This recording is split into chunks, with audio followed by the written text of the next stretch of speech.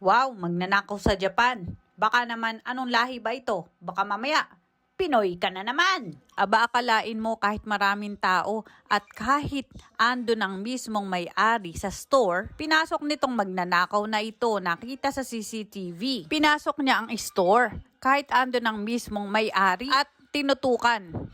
Ayos ha, nag-iisa lang siyang suspect at nakuhanan ng store ng halos 50 lapad. Nakakatakot na talaga ang Japan. Wala na silang pakialam dahil dito sa Japan kahit saan mayroong video or CCTV camera. Dahil nga nakatago ang mukha ng lalaki, hanggang ngayon ay hindi pa rin nakikita kung sino. Baka kaya Pilipino na naman ang suspect, hindi kaya? Nagulat nga ang mga tao sa labas dahil nakita nila ang pangyayari na ang magnanakaw na pumasok mismo sa store at nagnakaw ng 50 lapad na pera ay normal lang na umalis after makuha ang ninakaw na malaking halaga. Japan, nakakatakot na talagang tumira dito sa Japan.